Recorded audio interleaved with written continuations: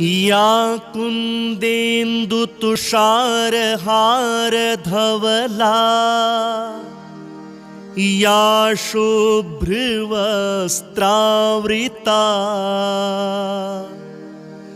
या वीणावरदण्डमण्डितकरा या श्वेतपद्मासना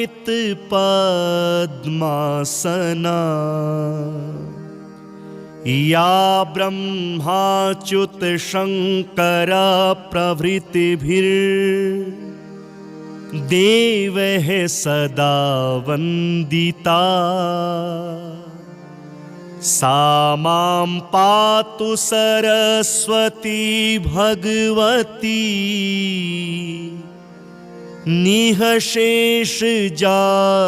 निःशेषजाड्यापहा आशासुराशी भवदङ्गवल्ली भासेव दासी कृतदुग्धसिन्धुं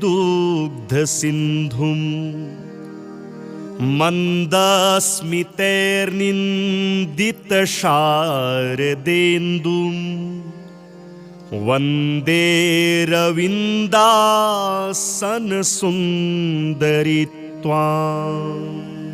शारदा शारदाम्भोज वदना वदनाम्बुजे सर्वदा सर्वदास्माकं सन्निधिं सन्निधिं क्रिया सरस्वतीं च तां नौमि वागधिष्ठात्रिदेवतां देवत्वं प्रतिपद्यन्ते यदनुग्रहतो जनाः पातु नो निकषग्रावा मतिहेम्नः सरस्वती प्राज्ञेतरपरिच्छेदं वचसैव करोति या शुक्लां ब्रह्मविचारसारपरमा माद्यां जगद्व्यापिनीं वीणापुस्तकधारिणीमभयदां जाड्यान्धकारापहां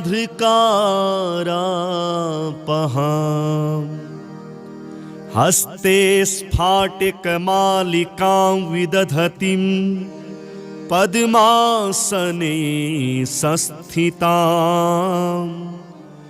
वन्दे तां परमेश्वरीं भगवतीं बुद्धिप्रदां शारदां वीणाधरे विपुलमङ्गलदानशीले भक्तार्तिनाशिनि विरञ्चि हरीशवन्दे कीर्तिप्रदेऽखिलमनोरथदे महार्हे विद्याप्रदायिनि सरस्वती नौमि नित्यम्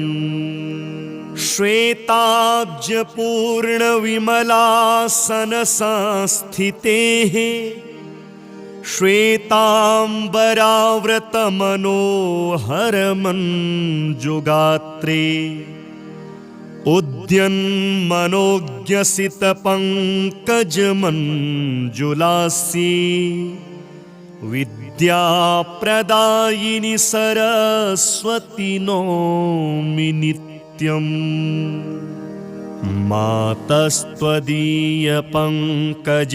मातस्त्वदीयपङ्कजभक्तियुक्ता ये त्वां भजन्ति निखिलान् परान् विहाय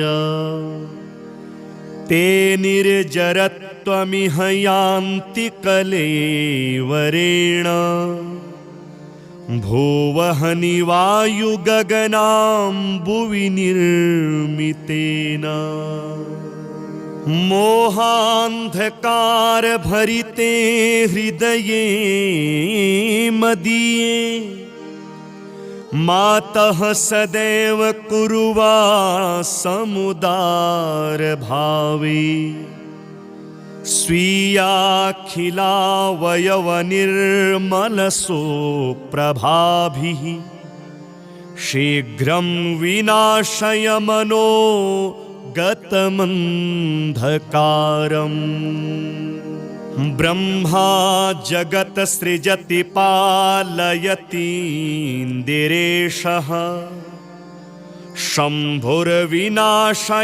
देवि तव प्रभावे न स्यात् कृपा यदि तव प्रकट प्रभावे न स्युः कथञ्चिदपि ते निज कार्यदक्षा सरस्वत्यै नमो नित्यं भद्रकाल्ये नमो नमः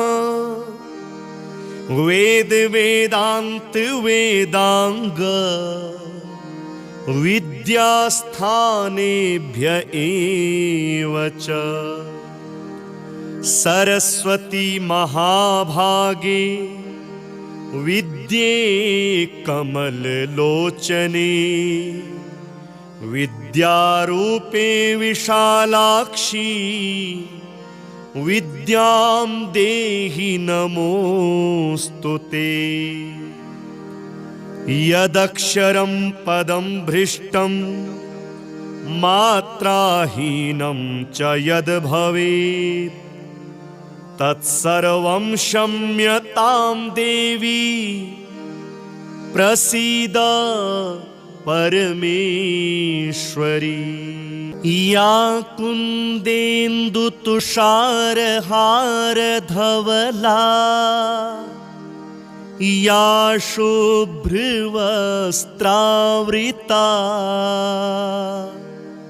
या वीणावरदण्डमण्डितकरा या श्वेतपद्मासना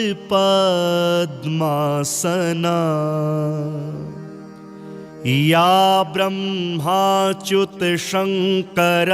प्रभृतिभिर्देवैः सदा वन्दिता सा मां पातु सरस्वती भगवती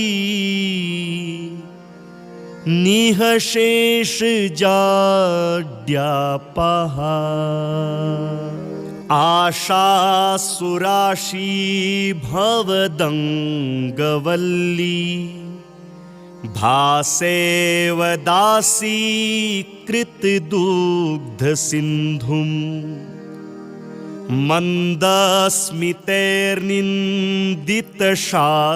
मन्दस्मितैर्निन्दितशारदेन्दुम् वन्दे रविन्दासनसुन्दरि त्वां शारदा शारदाम्भोज वदना वदनाम्बुजे सर्वदा सर्वदास्माकं सन्निधिं सन्निधिं क्रिया सरस्वतीं च तां नौमि वागधिष्ठात्रिदेवतां देवत्वं प्रतिपद्यन्ते यदनुग्रहतो जनाः पातु नो निकषग्रावा मतिहेम्नः सरस्वती प्राज्ञेतरपरिच्छेदं वचसैव करोति या शुक्लां ब्रह्मविचारसार परमा माद्यां जगद्व्यापिनी वीणा पुस्तकधारिणीमभयदां जाड्यान्धकारापहाम् हस्ते स्फाटिकमालिकां विदधतीं पद्मासने संस्थितां वन्दे तां परमेश्वरीं भगवतीं बुद्धिप्रदां शारदाम्। वीणाधरे विपुलमङ्गलदानशीले भक्तार्तिनाशिनि विरञ्चि हरीशवन्द्ये कीर्तिप्रदेऽखिलमनोरथदे महार्हे विद्याप्रदायिनि सरस्वती नौमि नित्यम्।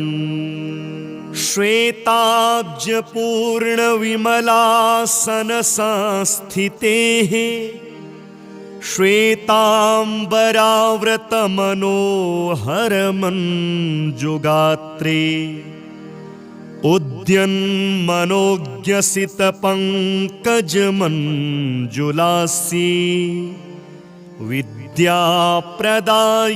सरस्वती नौमि नित्यम्।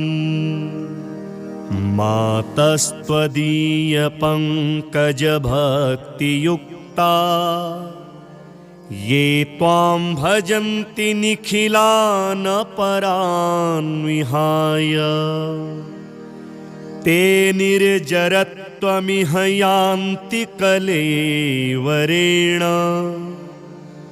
भुवहनि वायुगगनाम्बुवि निर्मितेन। मोहान्धकारभरिते हृदये मदीये मातः सदैव कुर्वासमुदारभावे स्वीयाखिलावयवनिर्मलसुप्रभाभिः शीघ्रं विनाशय मनो गतमन्धकारम्। ब्रह्मा जगत् सृजति पालयतीन्द्रिरेशः शम्भुर्विनाशयति देवि तव प्रभावे न स्यात् कृपा यदि तव प्रकट प्रभावे न स्युः कथञ्चिदपि ते निज कार्यदक्षा। सरस्वत्यै नमो नित्यं भद्रकाल्ये नमो नमः वेद वेदांत वेदांग विद्यास्थानेभ्य एव च। सरस्वती महाभागे विद्ये कमललोचने विद्यारूपे विशालाक्षी विद्यां देहि नमोऽस्तु ते। यदक्षरं पदं भ्रष्टं मात्राहीनं च यद् भवेत् तत्सर्वं क्षम्यतां देवी प्रसीद परमेश्वरी। या कुन्देन्दुतुषारहारधवला या शुभ्रवस्त्रावृता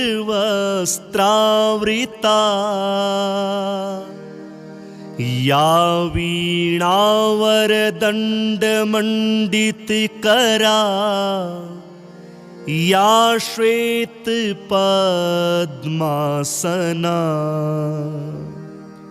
या ब्रह्माच्युत शंकर प्रभृतिभिर्देवैः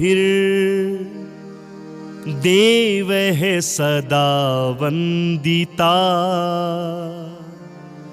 सा मां पातु सरस्वती भगवती निःशेष जाड्यापहा आशासुराशी भवदङ्गवल्ली भासेव दासी कृतदुग्धसिन्धुम् मन्दस्मितैर्निन्दितशारदेन्दुम् वन्दे रविन्दासनसुन्दरि त्वां शारदा शारदाम्भोज वदना वदनाम्बुजे सर्वदा सर्वदास्माकं सन्निधिं सन्निधिं क्रिया सरस्वतीं च तां नौमि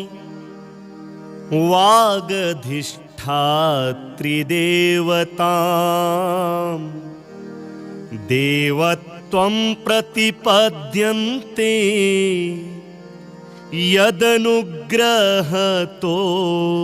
जनाः पातु नो निकषग्रावा मतिहेम्नः सरस्वती प्राज्ञेतरपरिच्छेदं वचसैव करोति या शुक्लां ब्रह्मविचारसारपरमा माद्यां जगद्व्यापिनीं वीणापुस्तकधारिणीमभयदां जाड्यान्धकारापहाम्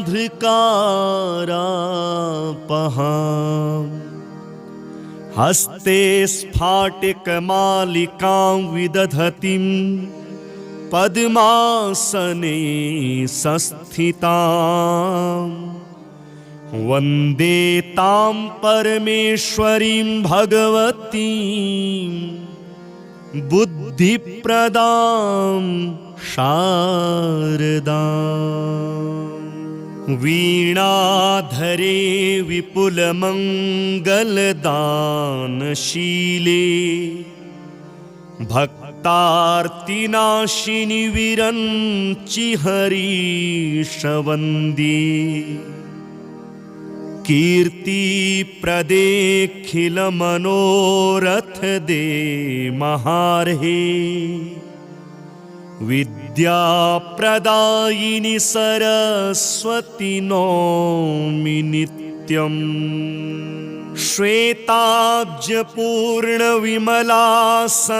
श्वेताब्जपूर्णविमलासनसंस्थितेः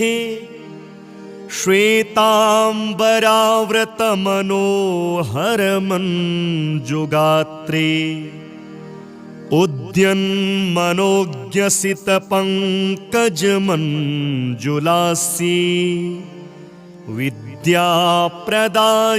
सरस्वती नौमि नित्यम्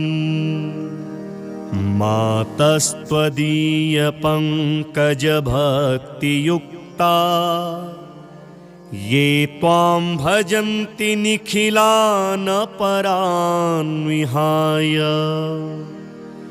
ते निर्जरत्वमिह यान्ति कलेवरेण भुवहनि वायुगगनाम्बुवि निर्मितेन मोहान्धकारभरिते हृदये मदीये मातः सदैव कुरुवा समुदारभावे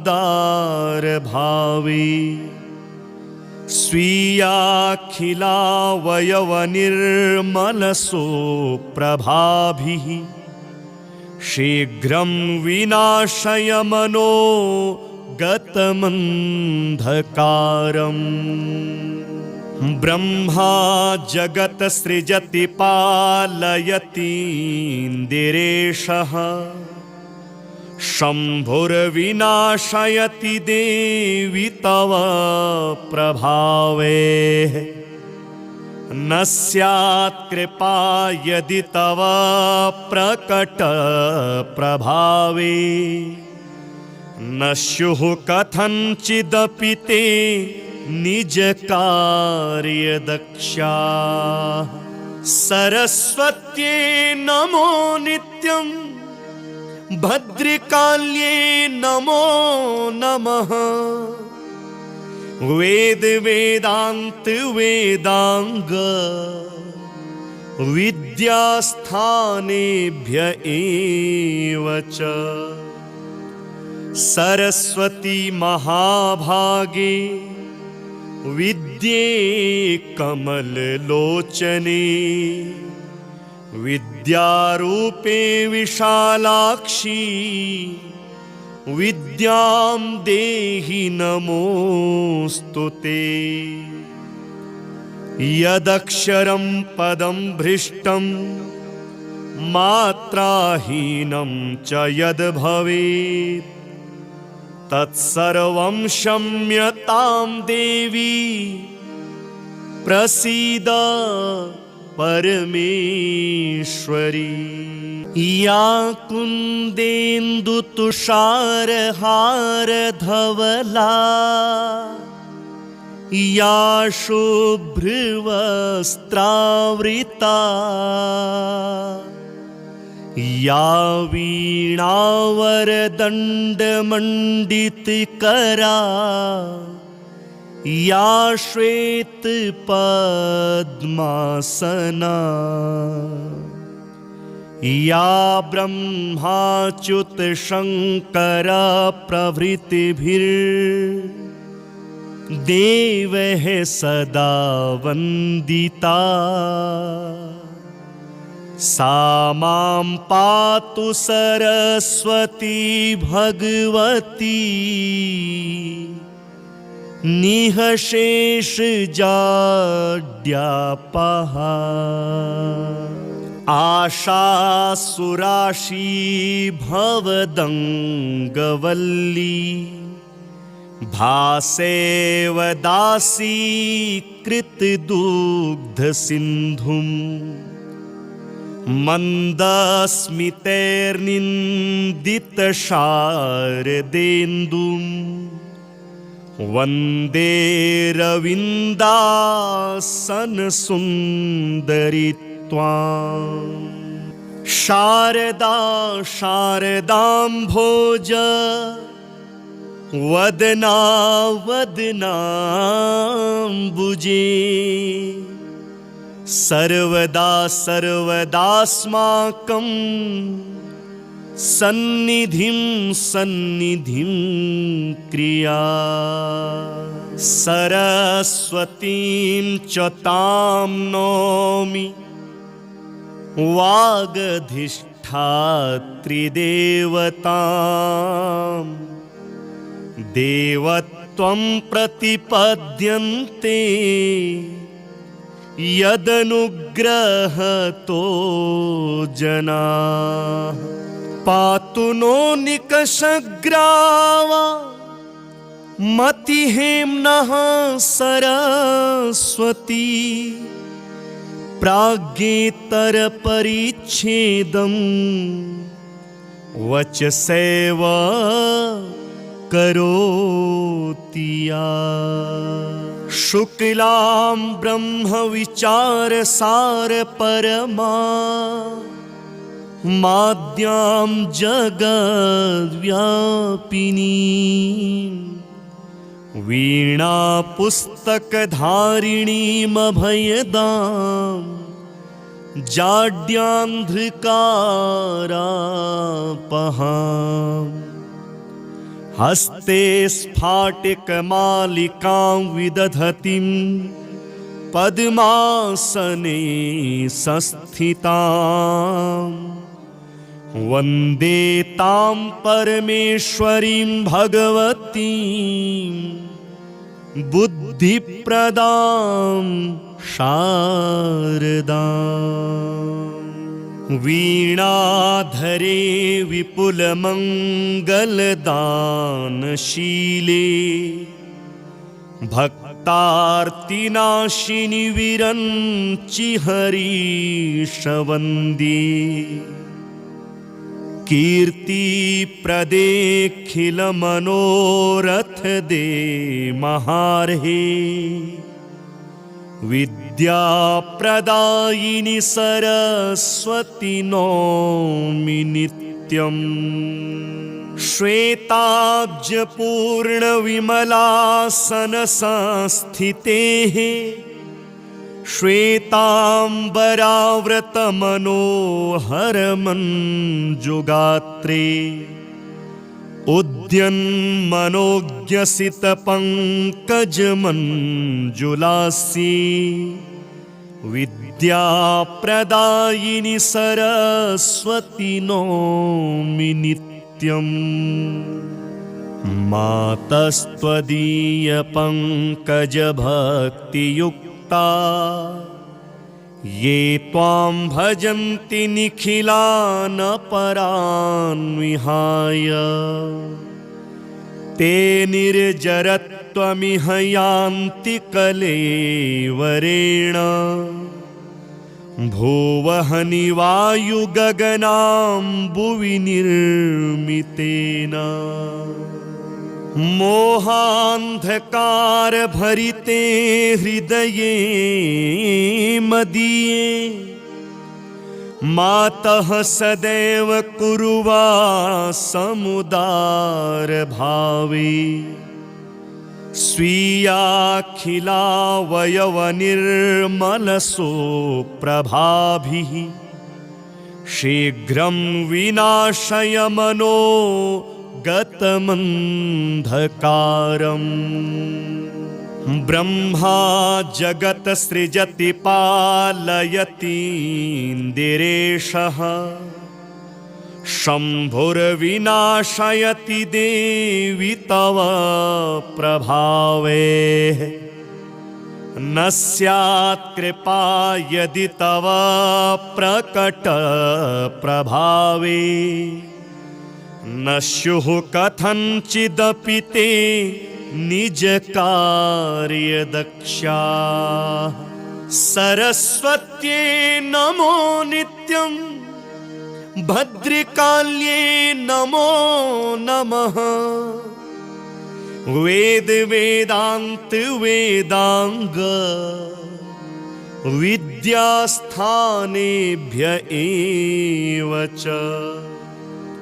सरस्वती महाभागे विद्ये कमललोचने। विद्यारूपे विशालाक्षी विद्यां देहि नमोऽस्तुते। यदक्षरं पदं भ्रष्टं मात्राहीनं च यद् भवेत् तत्सर्वं क्षम्यतां देवी प्रसीद परमेश्वरी। या कुन्देन्दुतुषारहारधवला या शुभ्रवस्त्रावृता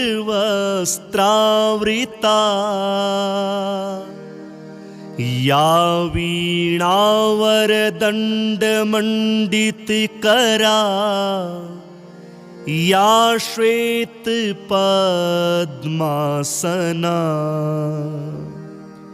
या ब्रह्माच्युतशङ्कर प्रभृतिभिर्देवैः सदा वन्दिता। सा मां पातु सरस्वती भगवती निःशेषजाड्यापहा।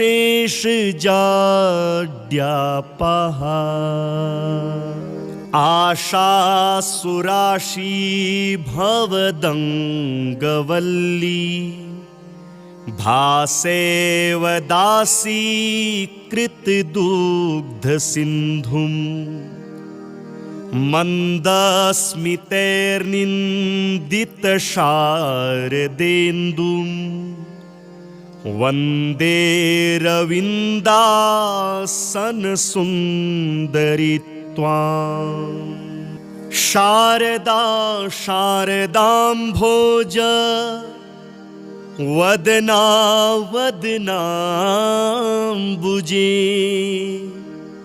सर्वदा सर्वदास्माकं सन्निधिं सन्निधिं क्रिया। सरस्वतीं च तां नौमि वागधिष्ठात्रिदेवतां देवत्वं प्रतिपद्यन्ते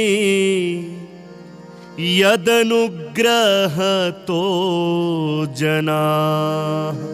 पातु नो निकषग्रावा मतिहेम्नः सरस्वती प्राज्ञेतरपरिच्छेदं वचसैव करोति या। शुक्लां ब्रह्मविचारसारपरमा माद्यां जगद्व्यापिनीं वीणापुस्तकधारिणीमभयदां जाड्यान्धकारापहाम्।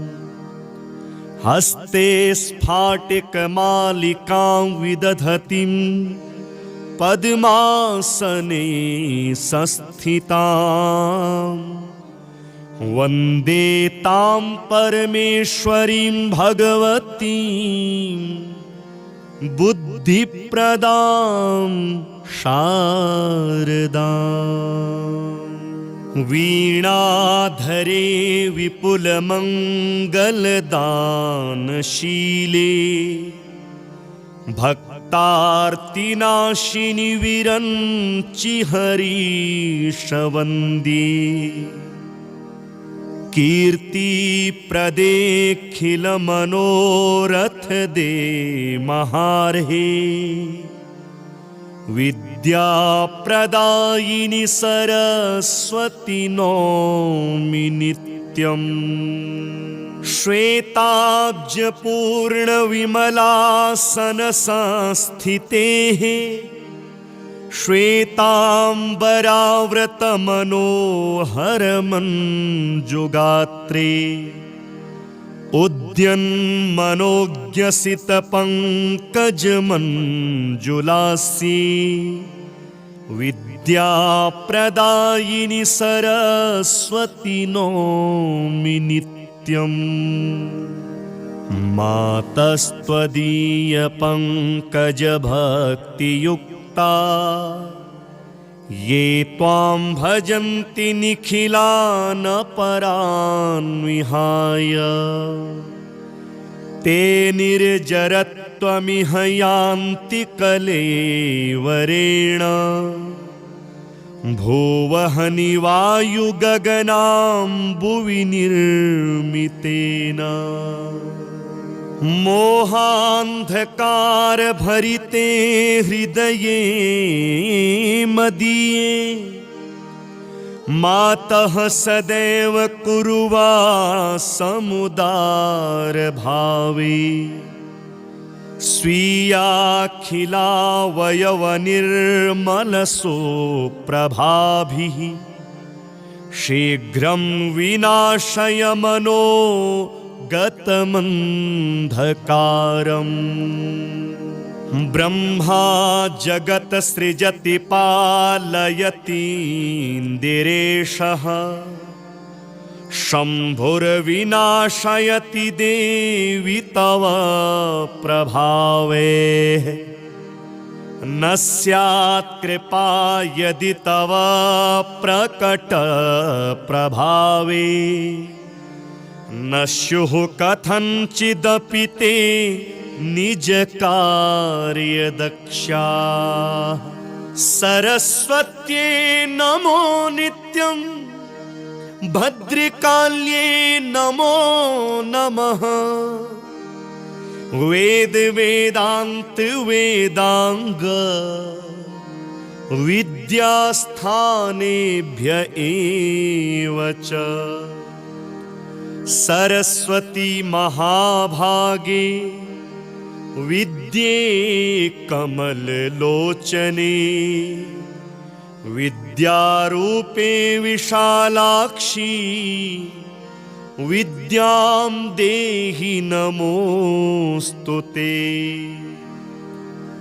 यदक्षरं पदं भ्रष्टं मात्राहीनं च यद् भवेत् तत्सर्वं क्षम्यतां देवी प्रसीद परमेश्वरी।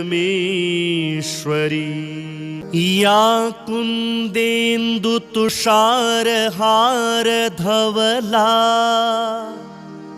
या शुभ्रवस्त्रावृता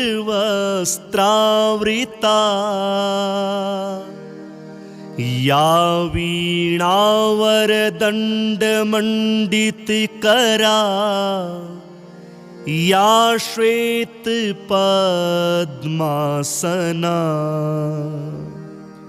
या ब्रह्माच्युत शङ्कर प्रभृतिभिर्देवैः सदा वन्दिता सा मां पातु सरस्वती भगवती निःशेषजाड्यापहा। आशासुराशी भवदङ्गवल्ली भासेव दासी कृतदुग्धसिन्धुं मन्दस्मितैर्निन्दितशारदेन्दुं वन्दे रविन्दासनसुन्दरी त्वां। शारदा शारदाम्भोज वदना वदनाम्बुजे सर्वदा सर्वदास्माकं सन्निधिं सन्निधिं क्रिया। सरस्वतीं च तां नौमि वागधिष्ठात्रिदेवतां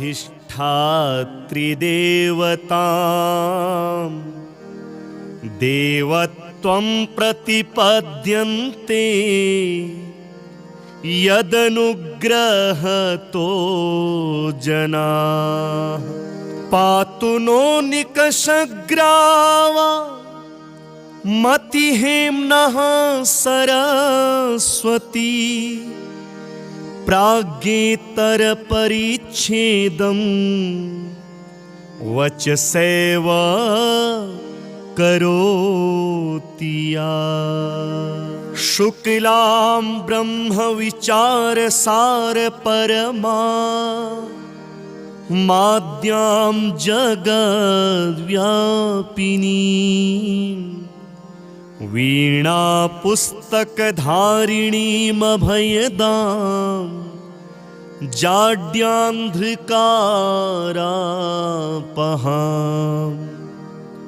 हस्ते स्फाटिकमालिकां विदधतीं पद्मासने संस्थितां वन्दे तां परमेश्वरीं भगवतीं बुद्धिप्रदां शारदां।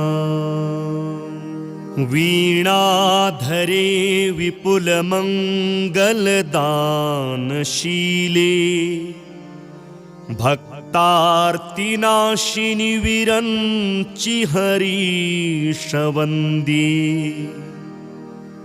कीर्तिप्रदेऽखिलमनोरथ दे महार्हे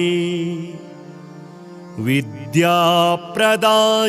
सरस्वती नौमि नित्यम् श्वेताब्जपूर्णविमलासनसंस्थितेः श्वेताम्बराव्रतमनोहरमञ्जुगात्रे उद्यन्मनोज्ञसितपङ्कजमञ्जुलास्ये विद्याप्रदायिनि सरस्वती नौमि नित्यम् मातस्त्वदीयपङ्कजभक्तियुक्ता ये त्वां भजन्ति निखिलान् परान् विहाय ते निर्जरत्वमिह यान्ति कलेवरेण भुवहनि वायुगगनाम्बुवि निर्मितेन मोहान्धकारभरिते हृदये मदीये मातः सदैव कुर्वासमुदारभावे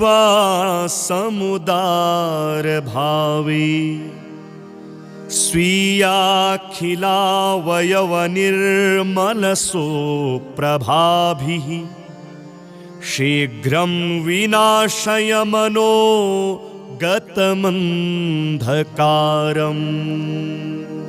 ब्रह्मा जगत् सृजति पालयतीन्द्रिरेशः शम्भुर्विनाशयति देवि तव प्रभावे न स्यात् कृपा यदि तव प्रकट प्रभावे न स्युः कथञ्चिदपि ते निजकार्यदक्षा सरस्वत्यै नमो नित्यम् भद्रकाल्ये नमो नमः वेद वेदान्त वेदांग विद्यास्थानेभ्य एव च सरस्वती महाभागे विद्ये कमललोचने विद्यारूपे विशालाक्षी विद्यां देहि नमोऽस्तु ते यदक्षरं पदं भ्रष्टं मात्राहीनं च यद् भवेत् तत्सर्वं क्षम्यतां देवी प्रसीद परमेश्वरी या कुन्देन्दुतुषारहारधवला या शुभ्रवस्त्रावृता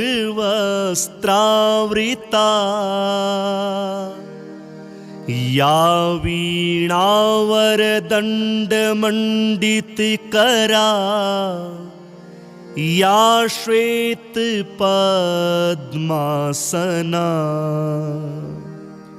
या ब्रह्माच्युतशङ्कर प्रभृतिभिर्देवैः सदा वन्दिता सा मां पातु सरस्वती भगवती निःशेषजाड्यापहा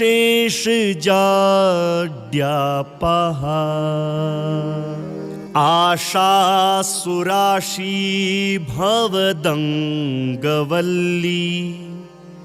भासेव दासी कृतदुग्धसिन्धुम् मन्दस्मितैर्निन्दितशारदेन्दुं वन्दे रविन्दासनसुन्दरि त्वां शारदा शारदाम्भोज वदना वदनाम्बुजे सर्वदा सर्वदास्माकं सन्निधिं सन्निधिं क्रिया सरस्वतीं च तां नौमि वागधिष्ठात्रिदेवतां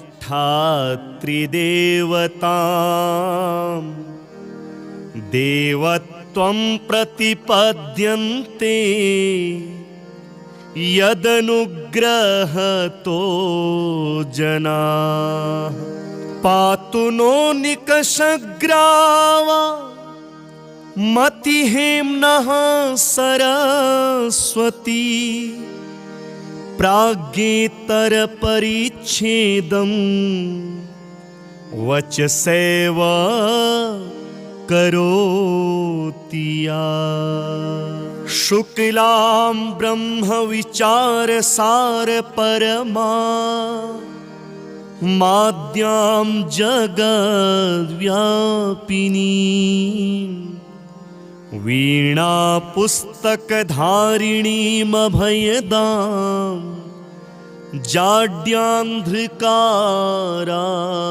जाड्यान्धकारापहाम् हस्ते स्फाटिकमालिकां विदधतीं पद्मासने संस्थितां वन्दे तां परमेश्वरीं भगवतीं बुद्धिप्रदां शारदाम् वीणाधरे विपुलमङ्गलदानशीले भक्तार्तिनाशिनि विरञ्चि हरीशवन्द्ये कीर्तिप्रदेऽखिलमनोरथदे महार्हे विद्याप्रदायिनि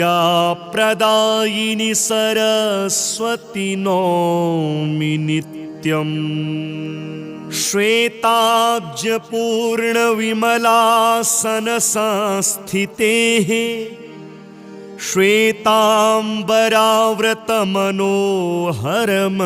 श्वेताम्बराव्रतमनोहरमञ्जुगात्रे उद्यन्मनोज्ञसितपङ्कजमञ्जुलास्ये विद्याप्रदायिनि सरस्वती नौमि नित्यम् मातस्त्वदीयपङ्कजभक्तियुक्ता ये त्वां भजन्ति निखिलानपरान् विहाय ते निर्जरत्वमिह यान्ति कलेवरेण भुवहनि वायुगगनाम्बुवि निर्मितेन मोहान्धकारभरिते हृदये मदीये मातः सदैव कुरुवा समुदारभावे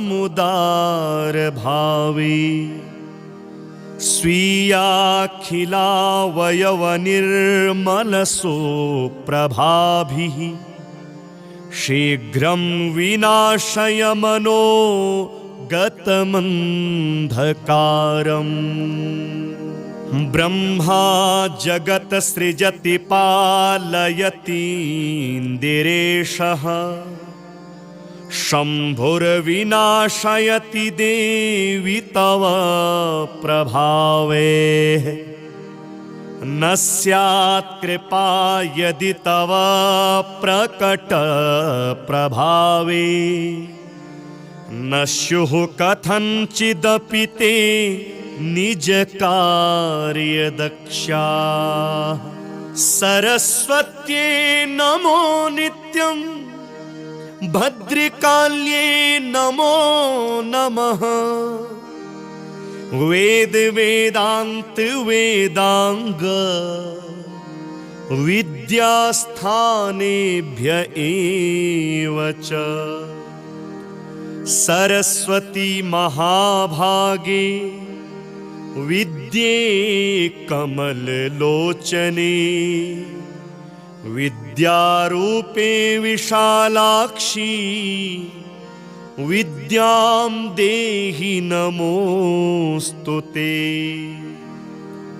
यदक्षरं पदं भ्रष्टं मात्राहीनं च यद्भवेत् तत्सर्वं क्षम्यतां देवी प्रसीद परमेश्वरी।